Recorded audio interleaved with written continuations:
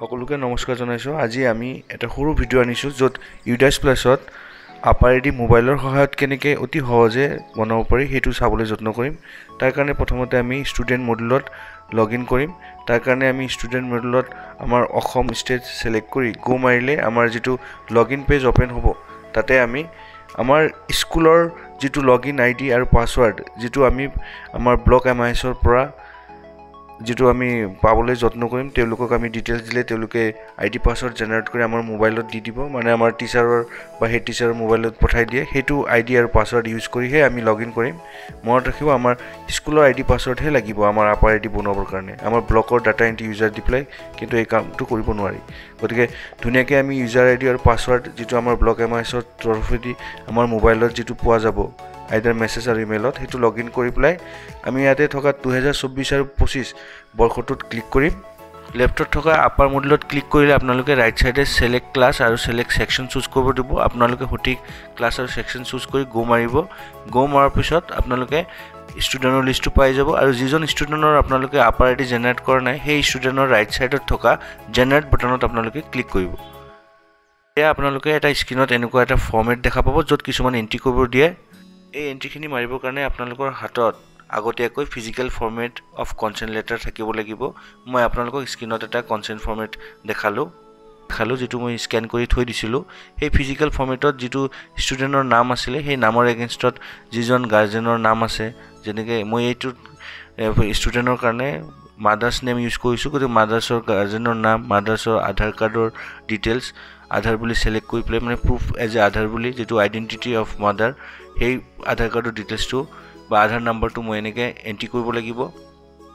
প্ৰত্যেকজন ষ্টুডেণ্টৰ কাৰণে কিন্তু আপোনালোকে এনেকুৱা কনচেণ্ট ফৰ্ম ফিজিকেলি কালেক্ট কৰিব লাগিব, আৰু সেই ফিজিকেল ফৰ্মত যি ডিটেইলছ আছে, যদি ফাদাৰ্ছ আছে ফাদাৰ্ছৰ, যদি মাদাৰ্ছ আছে মাদাৰ্ছৰ ডিটেইলছখিনি ওপৰত এণ্ট্ৰি কৰিব।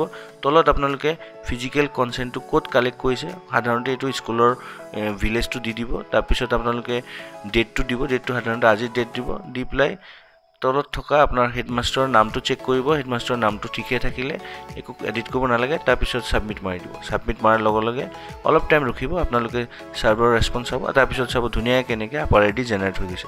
এনেকৈ আপোনালোকে অতি সোনকালে আপাৰ আইডি জেনেৰেট কৰিব পাৰিব।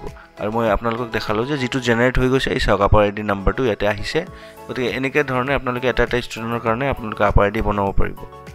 আপাৰ বনাব যাওঁতে যিবোৰ সমস্যাৰ পৰিলক্ষিত হয় তাৰে প্ৰথমটো হ'ল লগ ইন এৰৰ, মানে আপোনালোকে ইউজাৰ আইডি পাছৱৰ্ড ৰিছেট কৰিব লাগিব। তাৰ কাৰণে আপোনালোকে আপোনাৰ CRCC হতুৱাই মোবাইল নাম্বাৰটো আমাৰ ব্লক MISৰ পৰা ৰিছেট কৰি ল'ব পাৰে।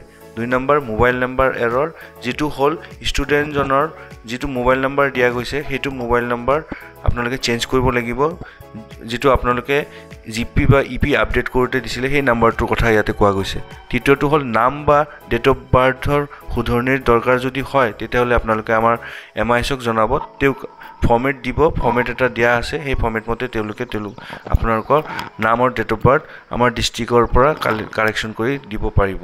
চতুৰ্থ এৰৰ যিটো আপোনাৰ আধাৰ অলৰেডি এক্সিষ্ট, মানে সেই পেন নাম্বাৰটো এগেইনষ্টত অলৰেডি আপোনালোকৰ আধাৰ কাৰ্ড এণ্ট্ৰি কৰা আছে। গতিকে আপোনালোকে যদি সেই পেন নাম্বাৰটো ব্যৱহাৰ কৰি আছে, গতিকে সেই পেন নাম্বাৰটো আপোনালোকে ড্ৰপ বক্সত দি দিয়ক, আৰু যিটো আধাৰ কাৰ্ডৰ লগত লিংক পেন নাম্বাৰ আছে সেইটো আপোনালোকে ব্যৱহাৰ কৰিবলৈ যত্ন কৰক। সেইটোৰ কাৰণে আপোনালোকে আপোনাৰ ব্লক MISক কণ্টেক্ট কৰিব পাৰে, তেওঁ আপোনালোকক এই ক্ষেত্ৰত সহায় কৰিব। পঞ্চম আৰু শেষৰ এৰৰটো যি দেখা যায়, যাৰ পেন নাম্বাৰ নাই তাৰ কেনেকৈ আপাৰ জেনেৰেট হ'ব। তাৰ কাৰণে অনতিপলমে আমাক নতুন ষ্টুডেণ্টৰ এণ্ট্ৰি কৰিবৰ কাৰণে অপশ্যনটো খুলি দিব। যেতিয়া তেওঁলোকৰ এণ্ট্ৰি হ'ব তাৰপিছতহে পেন নাম্বাৰ জেনেৰেট হ'ব, তাৰপিছত আমি আপাৰ আইডি বনাব পাৰিম।